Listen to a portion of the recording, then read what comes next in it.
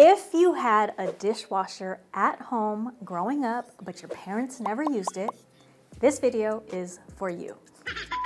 I'm partly joking, partly not, but this video is actually for people who are from immigrant families or anyone who wants to improve their money mindset, but might have had some potential cultural or family-related blockers.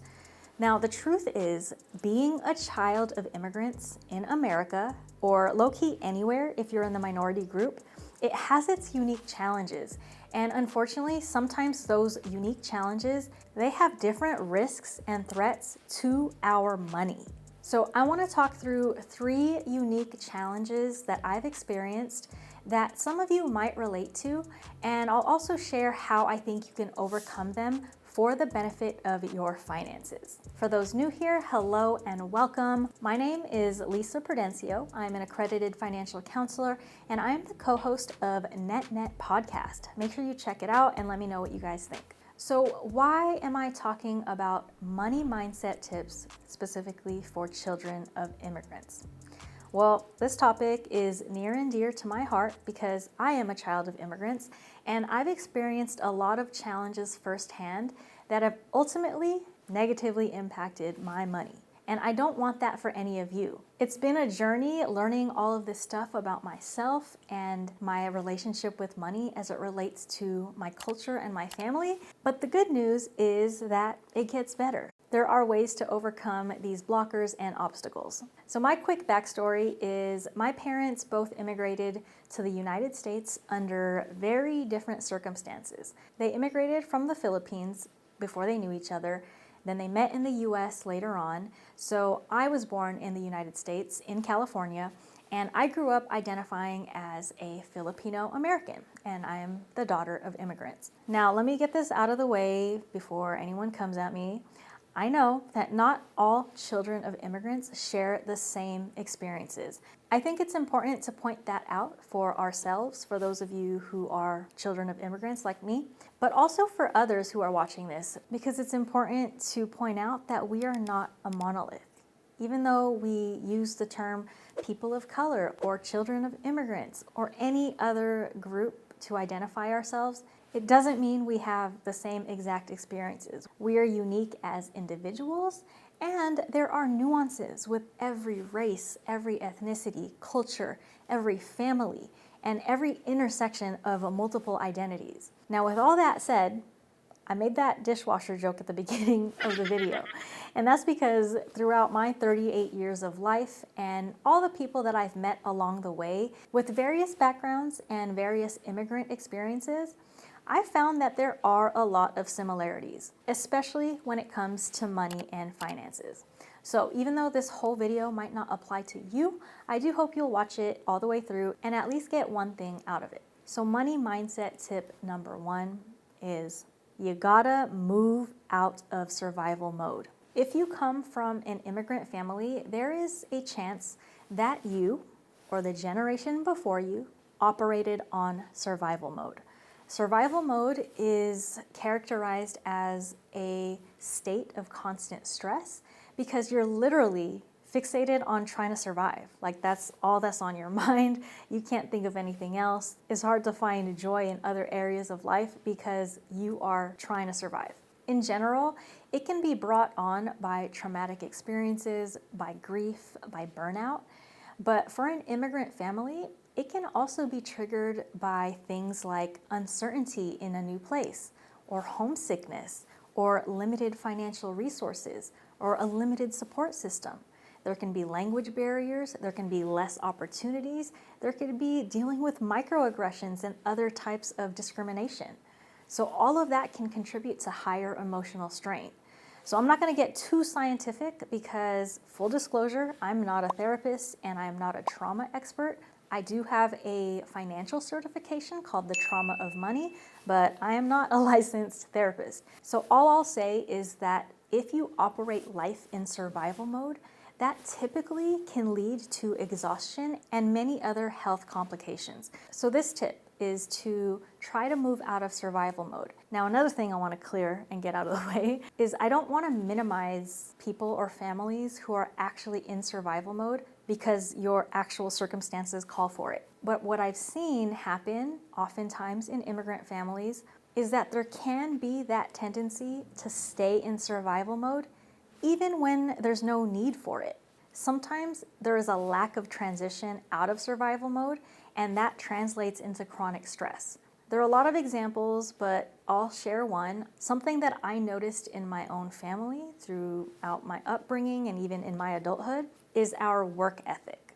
So my parents, they had no choice but to work really, really hard to set up our lives for success in America. They both have these stories of coming to America with less than $20 in their pockets. So they came with nothing, worked really hard so that me and my siblings could have a better life, so that we could go to college and all of that stuff. So on the surface, yeah, it seems like good work ethic is an amazing characteristic. You can earn more money, you can do more things in life if you have a good work ethic. But here's where it went wrong for me. Overworking and burnout. Medically diagnosed burnout. Quick story, it got so bad a couple years ago that HR and my doctors had me take 6 months of leave from my job. And that might sound great and all because I was paid during these 6 months, but back then you couldn't tell me that. I was actually going through a lot of stress and anxiety and depression, and it was not a vacation. Now, if I didn't have such a supportive job, I can only imagine what kind of financial strain that I would be in if I couldn't work, if I couldn't make money. So in modern day society, you can argue that overworking and burning out is simply the culture in a lot of industries and in society, that it's not something specific to immigrant families. But I don't know. My opinion and my view is that there is a difference. And if you are also the child of immigrants and you tend to overwork, then you might be able to relate to this. So anyway, how then do you get out of survival mode? Well, first off, if you make a decent income and your basic needs are met, right? You have shelter, you have food, you have other basic necessities, then what you need to do is to prioritize it. It's not going to be an overnight thing. It's not just like one day you tell yourself, all right, I need to get out of survival mode. Tomorrow you wake up and you're out of it. What we're talking about here is trauma. It can be generational trauma. It can be trauma that you've experienced firsthand. Either way, if you are in constant states of stress and anxiety, it's not going to go away overnight. But what you can do is to prioritize it. So my two go-tos would be getting professional help, like seeing a therapist, and also picking up mindfulness practices. And those two things, at least in my family and my culture, aren't really the go-to traditional remedies, but since I have been utilizing those tools, they are game changers. At the end of the day, you have to take care of yourself and your health. And once you start to do that, you'll see that this can have such a positive effect on your finances, on your ability to build wealth. You'll be more focused at work, at your job. You'll have more energy. You'll enjoy life. You'll be able to have more ideas. Your brain will work a lot better. There are so many benefits to it, but you have to get out of that constant state of stress. All right, let's move on to money mindset tip number 2, and that is challenge your limiting beliefs. If you think that your current salary is all you are capable of making, you're wrong. If you think the industry that you work in is the only expertise that you have and that's the only way you can make money, you are wrong. If you think you're never going to be a millionaire or a multimillionaire because you just don't understand investing or no one in your family has ever accomplished that, you are wrong. What these are limiting beliefs. And low-key, limiting beliefs are sometimes a result of that survival mode that we just talked about. So I don't blame you, but the goal is to bring awareness to them and start to move away from these beliefs. So quick story on this one. For most of my 20s, I subconsciously defined my success in life based on numbers, based on the salary I made at my job. So it was like if I made $50,000 and I saw somebody else who made $90,000 or more than that, I automatically saw them as more accomplished than me, smarter than me, better than me. And another thing, anytime I wanted a raise or a promotion at my job. I thought that the most I could get was 5% or 10% or 15%. Like, I never thought that I could go from 50,000 a year to 100,000 a year or more. My mindset was always just that, oh, that's just what they pay in this industry. It's not realistic to want more, etc. And I don't really know what else to say now that I'm 38 and growing my net worth, except that those are limiting beliefs. I can only speak on my own limiting beliefs and where I think they came from, but I have a pretty good hunch. I think it's because I was taught one definition of success throughout my entire life, and that was get good grades, go to a good college, get a good job. I did all those things, and I still somehow in my 20s managed to live paycheck to paycheck, and that carried over into my 30s. So looking back, I think that having that narrow definition of success and equating that to a good job, I think that's exactly what limited me from building wealth for a really long time. Once I finally let go of that, I was able to open up the path towards more things. Like, I finally opened myself up to learning about investing and to actually doing it, and to not blocking myself just because I've never seen someone else in my family do it before. I started a business. I did things outside of what I was taught in my own family and culture. Now, does this mean everybody has to go out and start a business and become an entrepreneur?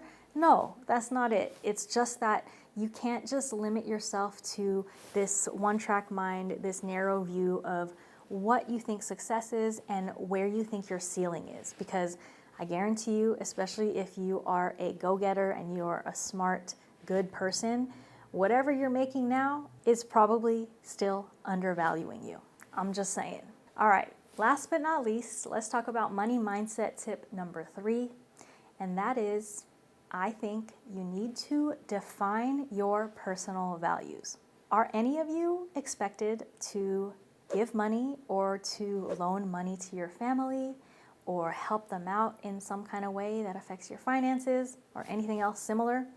So not everyone deals with this, but in some families and in some cultures, I do believe it is an expectation, or at least something that is asked of you frequently. So when you have family norms and cultural norms that have to do with helping each other out, especially financially, it can get messy. So I'm not gonna stand here and say that this is an easy thing to deal with. There really isn't an easy way or approach to deal with this. That is assuming that you care about your family and care about their opinions. But this is something in my own adulthood that I had to learn how to deal with. There was a point in my life where I had to decide and say, I'm an adult and I am independent and I can make my own decisions and I can't let people guilt me, you know? Low key, it's almost easier when you're broke or living paycheck to paycheck or just have limited resources. It seems easier to say no in those situations if you truly don't have it.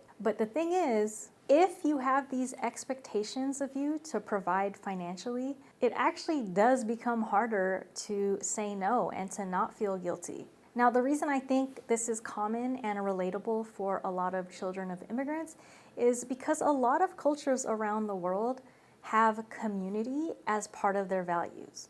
A lot of us come from cultures where tribes were a thing and where it really was a village that helped you raise your family. And especially for people who immigrated to a new place, a lot of the times when you're a child of immigrants, there's this message that your parents give you that's like, we brought you into this world, we worked hard, we set you up for success, so when you get your success, you gotta share some of that back with us. Like I said, not everyone deals with this, but I do think that this happens. So my tip for you here is to, number one, first and foremost, prioritize your own financial foundations and make sure you're in good standing first before you even think about helping anyone. And then number two, define your own boundaries. Like, are you gonna set aside money in your budget for potentially helping out family here and there? Or are you gonna just learn to give them a hard no when they ask you for help? Whatever you decide, there will probably be some consequences. Sometimes people will guilt you or they'll just throw shade your way. But I just wanna remind you, it's your life and it's your money. And as hard as it can be to ruffle feathers in your own family. You have to protect yourself first because you don't want to have to struggle in the future by putting other people before you. I know, easier said than done, but what else can we do but try? So I actually have so much more to say on this topic, but since this video is already kind of running long, I'm gonna stick to those 3 money mindset tips. If you want me to do a part 2, or if you have any stories to share of your own, let me know in the comments, and until next time, peace out.